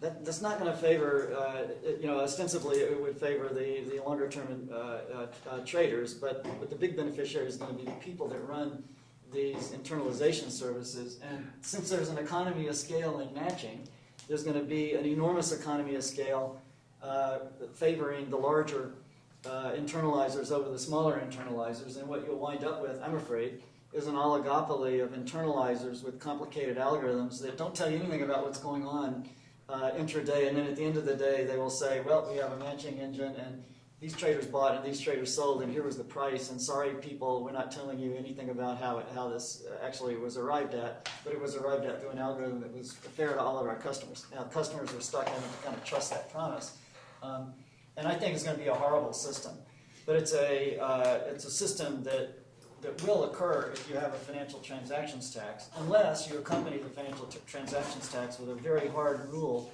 that says no internalization. Every trade has to come to a central limit order book and be executed by the electronic equivalent of open outcry and not matched internally. I agree with Pete, but I'm not sure about all the complex algorithms. My simple way of seeing it is this way. That currently our trading system involves a cloud of liquidity in which order comes in and it bounces around among different high-frequency traders and eventually gets matched with somebody on the other side. Maybe it happens very quickly, sometimes it takes a lot of time, but you get a lot of trades going on. And this is a characterization of many of these exchange-type markets.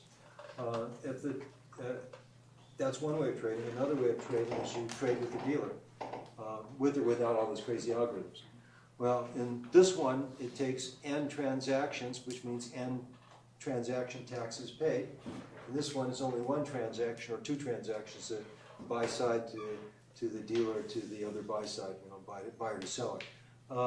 And so clearly, it favors the internalization. So maybe it includes those other algorithms too, but yeah. But do you think the internalization can lead to less? So it's going to make worse the price discovery process or not? I mean, yeah, it'll make it horrible. Yes, okay. It'll make the price discovery the point I process. was trying to make. It'll make the price discovery process completely opaque. Exactly. And it will be very difficult for even the buy-side people who are looking to reduce their transactions costs to understand what's happening. Let me talk about this for a second. We're talking about who should the data belong to, and I think there's price data and there's quantity data, and then there's the data on the identities of the traders. And I'm a strong believer in the idea that data on the identities of traders should be shared as much as possible with the public, including academic researchers. People who generate that data will claim this is horrible, our algorithms will be reverse engineered if you can see every single trade we make. And I think that to a certain extent it's necessary to be able to reverse engineer an algorithm. A company cannot have a robust internal risk management process unless the algorithms that the traders who are being risk managed follow can be to some extent reverse engineered. You can't measure their exposures, you can't measure the ways in which they change their exposures. You can't do effective risk management. So algorithms have to be reverse engineerable up to a point, and risk managers have to do that, and probably risk managers should be communicating not only internally but also externally some information about what actually the company does. But there are secret sauce ingredients that go into trading algorithms as well that involve how do you handle data errors? How do you truncate observations? What do you use a linear or nonlinear model? How do you do inventory management. There are thousands of operational details that sit inside these algorithms that enhance the performance of the algorithms quite a bit. Those will never be able to be reverse engineered. And so I think that the right outcome here is that the identity of every single trader in the market and every single trade that he makes should become public information, but it should become public information at a time horizon that doesn't interfere with the actual working of orders and execution of orders to avoid front running. If you do everything in a complete fishbowl, there will be front running. But as soon as you get beyond a front running horizon, I think everything should be public. And that will, among other things, allow the customers of the market who are demanding a cheap risk transfer service to maybe they hire finance professors, but maybe they hire intermediaries like econophysicists to study the executions that not only have they gotten, but other people have gotten using a variety of different brokers and a variety of different algorithms and a variety of different trading techniques to just estimate their trading costs.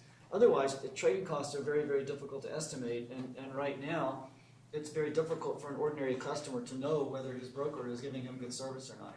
If all trades were public, including my own and all the other small customers, somebody like Larry Harris would operate a relatively cheap website that you could subscribe to and pay a small amount of money, and he would calculate how much the broker, how much the trading costs are for different types of traders trading with a variety of different brokers, and the same would happen at the institutional level as well. So I think that the users of the market benefit from taking their own information that people in the United States strongly believe is private, proprietary information, but letting it belong to the public. But don't you think that making these things public will allow people to front run even better, especially large investors? So in a sense, large investor has some execution. I don't when think they're so. present, you see them in the market. And I think you need to release the information with a long enough time lag. So yeah, in but the still future, they don't change that much their execution strategy or. No, they're not going to change their execution strategy that much, but they will just learn how to randomize it. And if I randomize my strategy in a reasonably obvious way, there's no way you can possibly reverse engineer it, the strategy to front run it without saying that I'm actually the one buying. You do it by broker or by investor? Excuse me? You do it by broker ID or by investor? By investor. Because then you can just accumulate it and know everybody's position. Yeah, that's what I want. I want everybody to know Everybody everybody's position. so has a massive position in that stock, and so if he starts to sell, it's probably much more behind it. You're going to know to the share That's the what issue. everybody's holding in the market. That's the issue. That's the issue of execution horizon, right? So Or it could be years. it could be. And of course, right now, it's kind of interesting, but right now we do have disclosure for insiders, and we do have disclosure for 10% shareholders of their holdings. And your argument would suggest that they're the ones that need the anonymity more than anybody else. But the current regulation, I think quite wisely, is saying, no, the market has an interest in knowing who these gigantic people with positions are. And so, I think that delayed disclosure with some reasonable time horizon that's proportional to the typical execution horizon of a very large order would be appropriate, and it would benefit everybody. And by the way, we haven't mentioned it here this week too much, but there's this concept that's floating around all countries called LEIs, legal entity identifiers. And the idea is to have an international registry of something that would be the equivalent of a social security number, but for a trader. And then that number would go with every trade and with every position, so that regulators and risk managers could understand where the risks are in the system. And I think it's a fabulous idea, and I hope it gets implemented quickly, but I hope that the results of it get made public. The Tim Geithner sense of transparency was that this information should be transparent to the Treasury. It wasn't clear to me that it would extend even to all the other government agencies, but it would. To me, transparency means this information should be made available to everybody, including academics who want to do research on it. Gilles had a question. Well, it's not a question, it's more a comment about I think we have seen two different approaches of the problem. One which is microfinance, transaction, whatsoever, and then the econophysics, which are more into studying the system collectively, a more macroscopic view, and what you generate at longer scale. What the physicists have documented is that the market is incredibly regular across assets, across geography, and across time. Another thing which is documented is you get a lot of parallel, and it looks like the system is critical. Now, in some sense, it's discomforting for the regulation and the microscopic, for the microstructure of the market, because it means that regardless of what you do at a very small time scale, you will get the same kind of property at longer time scale. And I think the dangerous feature of the market is the instability. And you would like to engineer a system which is resilient, where you get a market which is stable, where you have less shock. And I think when finance gets a bad press coverage, it's because you get crisis. And the question is, can you change the microstructure of the market so that you get a system which is more resilient? I think we can change the rules of the market so that it's more efficient. I think basically the talk this morning was how to get lower transaction costs and so on. But can we modify the rules so that you have a system which is more resilient? And what I find the answer from the economic study, the answer seems to be no. In fact, regardless of what you do, you will get the same kind of crisis. And I find this discomforting, and my wish would be that we can build more connection between the really fine-grained organization of a market and its long-term property. And I think this is very important if we want really to improve beyond the economic and how you share the pie, but how you get a system which is more stable. Okay, there's stability and there's fake stability. So fake stability is fixed exchange rates or fixed interest rates. You go back in the 1970s. No. Stability means you get less large execution. I mean, not only you want things which are free floating, but you want things which are where you don't get crash.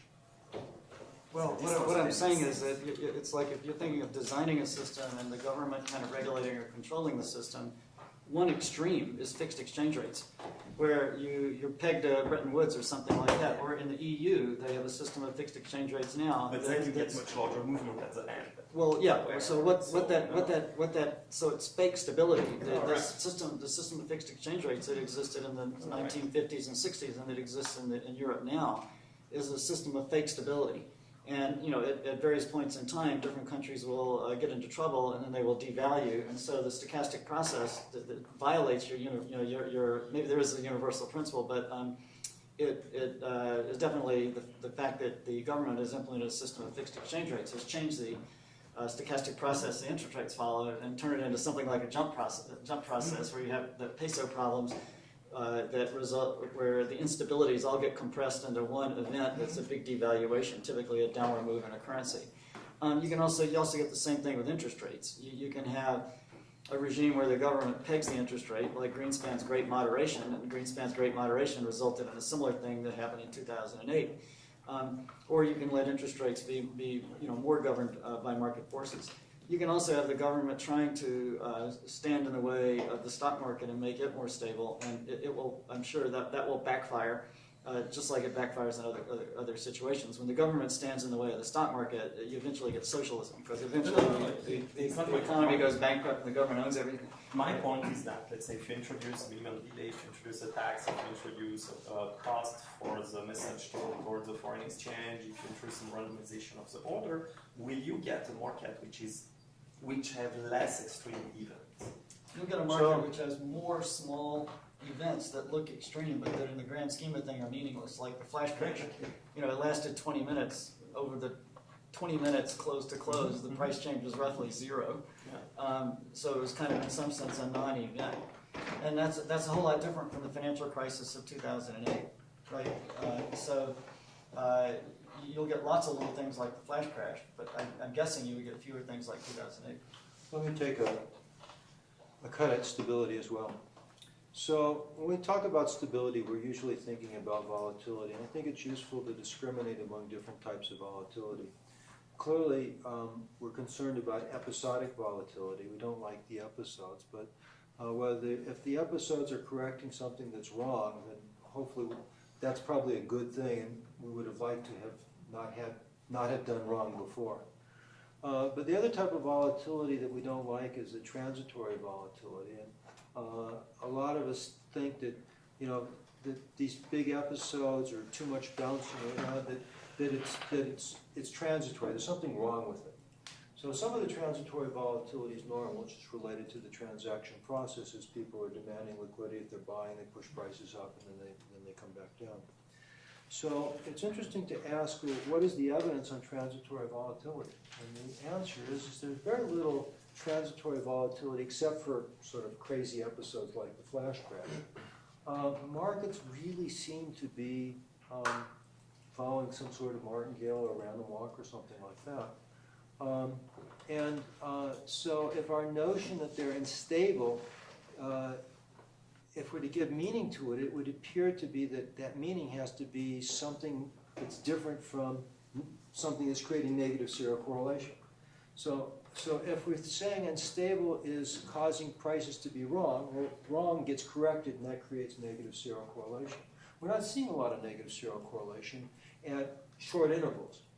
What's interesting is that there's a fair amount of negative serial correlation at really long intervals, like 10 or 11 years or something like that.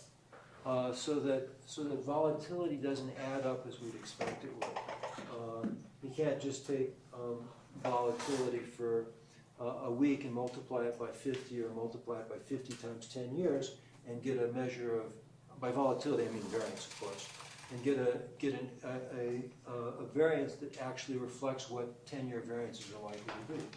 So now the question is, what's the origin of that type of reversion, which should be troubling, except well, it's not troubling to me because I hope to take advantage of it. But it should be troubling to us as financial economists and financial or econophysicists. But it seems likely to me that kind of volatility is that mean reversion is wholly unrelated to the trading process. It has nothing to do with market microstructure. It has to do with cycles in people's confidence, perhaps cycles in funding, maybe how long it takes for people to forget the last crises. Things like, gee, my neighbor's getting rich because he did this, he bought this, and so I'm going to buy it too.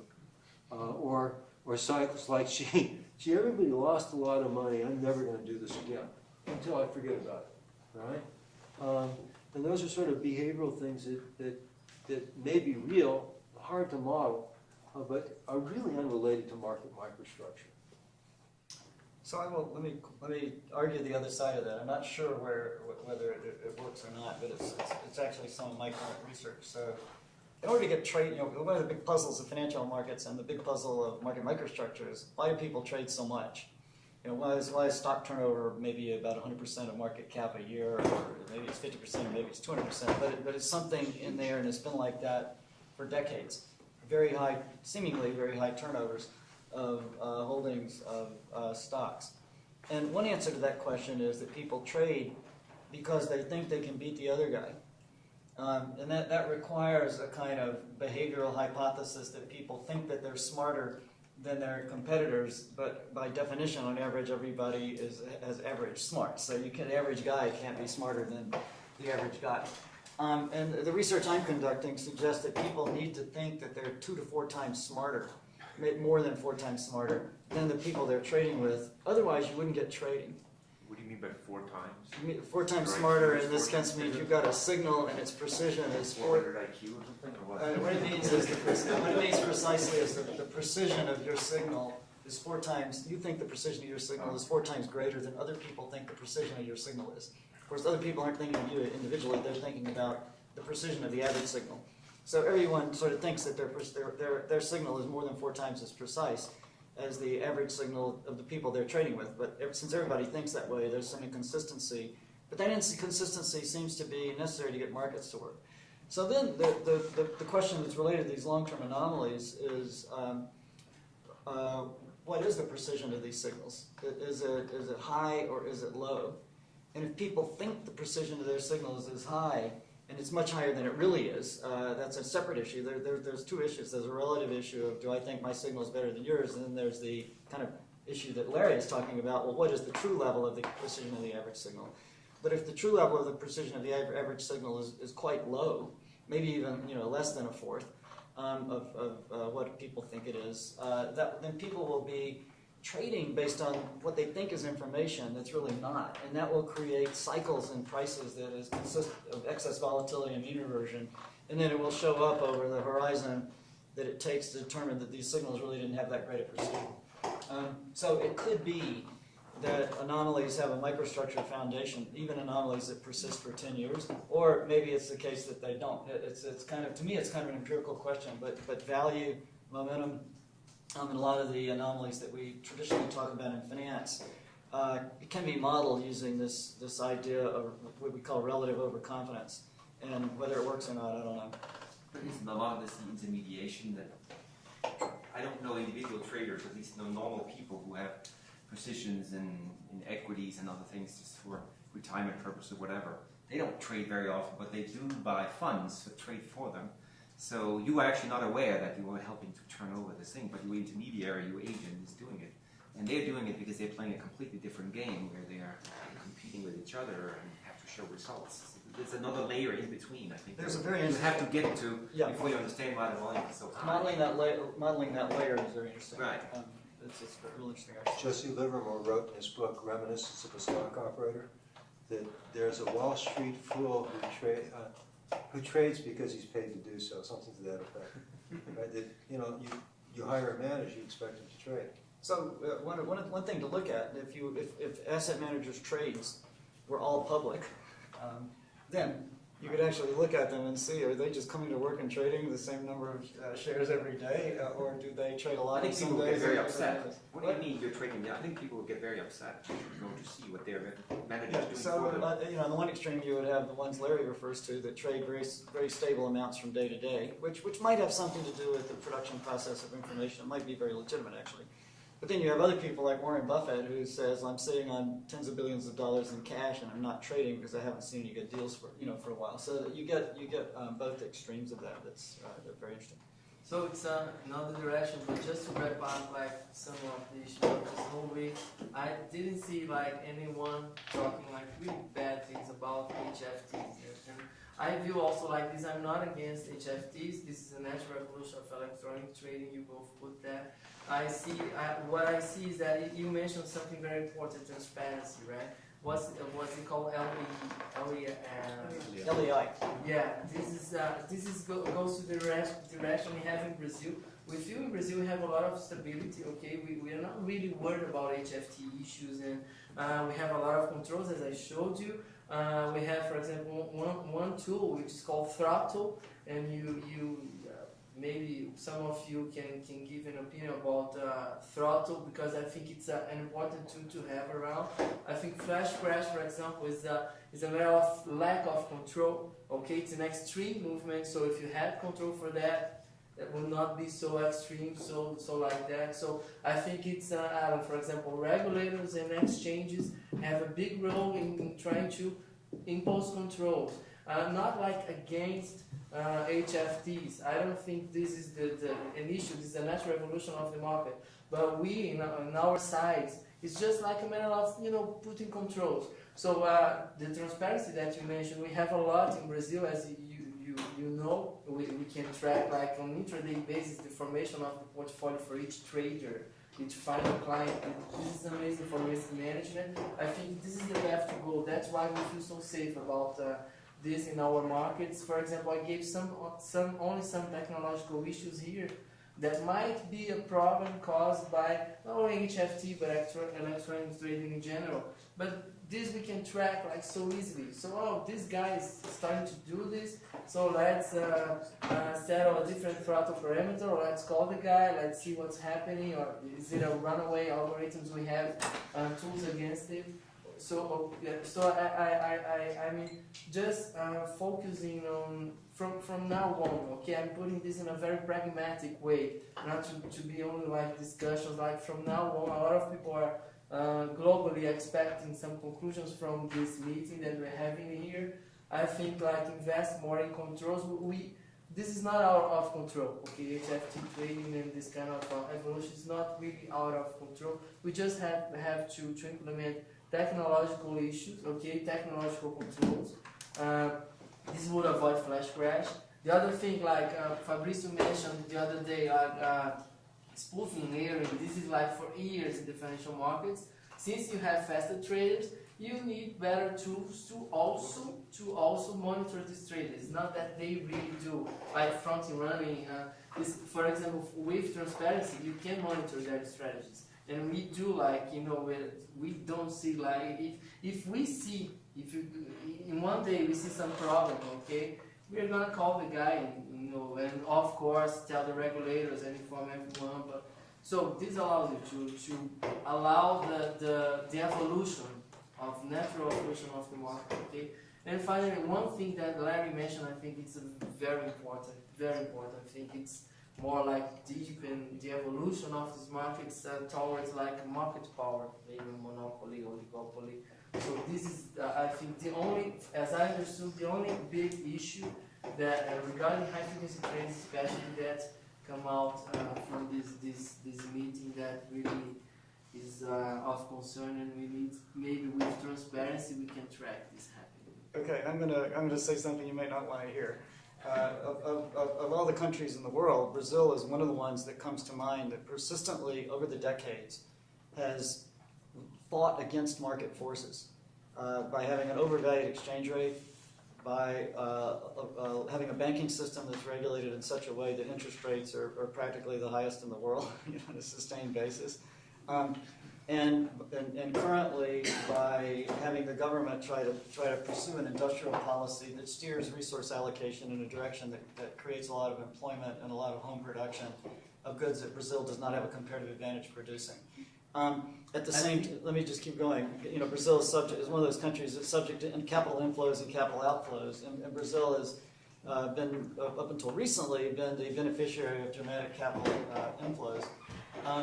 I don't think that the Brazil is stable, and I don't think there's any sense of whatsoever in which Brazil is stable. And I would predict that a year from now, you'll be sounding quite a bit differently in talking about the stability of Brazil.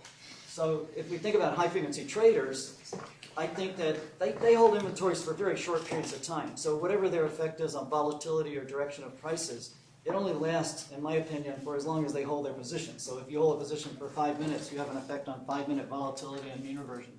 If you hold a position for 5 years, you have an effect on 5-year volatility and mean reversion. So if things get really, really, really volatile in Brazil, meaning month-to-month the volatility is enormous and the stock market is going down 10 or 20% a week, I will guess that there's somebody in Brazil that's going to try to blame that on high-frequency traders. And I would guess that our job is to say, well, high-frequency traders might be trading in Brazil, but they're not going to make the stock market go down 20% over a 2-week period by holding inventories for long and short during that 2-week period that are switching signs a lot. They may even be 30, 40, 50% of the trading volume, but being a large percentage of the trading volume is not going to affect the volatility of the market. So I would suggest think about when Brazil goes through the cycles that it's been going through over the decades of stability and instability, and it seems to be heading into the unstable cycle now. Think about what's really going on there. We're talking about different things here. Okay, this is very important.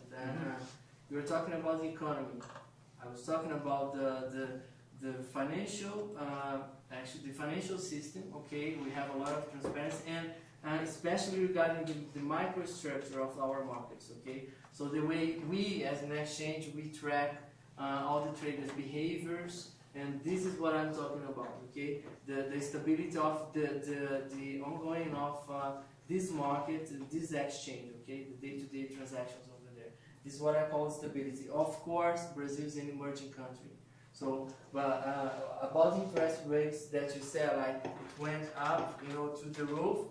This was very important to cause the instability we've been seeing in Brazilian economy. If you compare like the last 20 years with all the story behind, it's a huge, huge improvement, okay? So and I think we are in the path of like gaining more stability. Okay, there are some issues like in how it's going, but you were talking about economic issues, okay, and I was talking about specifically the system, like, okay, high frequency traders entering the system of the exchange, how we control that, and this. Okay, let's just look at. I was talking about Let me jump in. I mean, I don't think we want to finish the last 30 minutes of the meeting on talking about Brazil. Brazil, perhaps. Yeah, but still, the debate is interesting, right? But maybe we should. Yeah, Ramon. Sorry. And if you wanted to finish earlier, there's also coffee and cookies outside. Okay. But maybe we should give first, I mean, ask for any comments, ideas, the last things you'd like to say. But Thanks, also, whatever. someone shared this conclusion that HFT are Not evil. not evil. Exactly. I mean, this is his conclusion. Yeah. Someone wants to comment on that. I mean, one thing, so I think Larry said this so clearly, is that HFT is a good problem to have. In other words, if you have a market where HFT is possible, that's because it's transparent. Like the bond market, you can only dream of having HFT problems. Or the swaps, which, Dodd-Frank and Gary Gensler writing that in. I mean, it's when you start worrying about these issues that we're worrying about, that's because the big problems have been solved.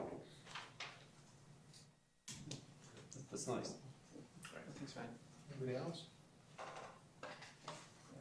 Something that I was thinking about as we were going through these couple of days, and I was awfully struggling to figure out whether the audience is against or for, and how should we think about the impact of some changes that have happened in the past or that we're proposing to change and so on. And being on the petitioner side, I think that the one thing that would be great if somehow can come out of this discussion or future discussions is some generic but simple and universally accepted measure of quality of markets. And market can be smaller or bigger, but if you look at economies, we have, 6 indicators that every kid understands about GDP and inflation and so on. And we can rank countries, compare them, and quickly have a discussion of what's good and bad. And I know it's not nearly as simple as that, but it helps us a wide range of issues. And we don't have anything like that in markets. So we now have change that's happening, which is very rapid. And people are concerned about the change. And as you say, if we do nothing, someone will do something very crude. That's because we don't know how to measure. So if there could be some wider, initiative that's led by neutral parties, which is kind of research and intermediate, that helps us agree on 3, 5, 6 metrics, and we say, okay, so you're better or worse, and we rank them every day.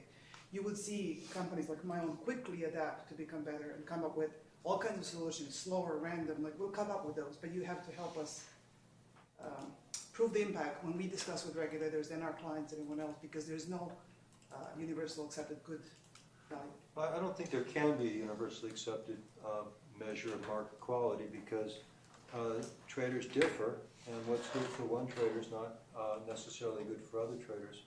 But for purposes of regulation, it seems to me that probably the best measure is average transaction costs that are incurred by buy-side traders classified by the size of their trades. And so if you wanted 3 measures, give me the average transaction cost for a retail trader, average transaction cost for intermediate-sized traders, and average transaction cost for very large traders. You don't And the go way into I- the stability problem. Yes, that's The way- resiliency. Exactly, resiliency. It's But you it lose does- cost. But what do we really care about? I mean, these markets are there for people to trade. But there doesn't have to be one thing, it could be multiple indicators. Yeah, I think that to come back to Larry's point, I think ideally, if you think about whether those developments make markets more efficient in many directions, so then you would like to measure how much more efficiency you get, so that would be a measure of quality. And then you have to think about, do I have a reduction in the cost of intermediation? So measuring the cost of intermediation is very difficult. Maybe transaction cost for buy side is one way to get there. And then you would like to measure, I guess, the intensity of the competition among people on the sell side. So, and people focus a lot on the spread measures and this type of thing, but they never look at the intensity of competition among people who intermediate the market. And I would expect that the more competition you have, probably the more you are going to pass any gains in efficiency to the end users, to the buy side. So one direction, I think, would be to have more measures of intensity of competition in the industry which is intermediating people to the free. And those measures we rarely see, in fact. And I wouldn't disagree with either of you, but I think the power would be from a group like this to agree on number of measures. And again, it's not perfect, but it's way better than what we have today. That would be a great outcome of something like this. That's a great idea. I think having both an efficiency side, a stability, matter. resiliency side, that still leaves the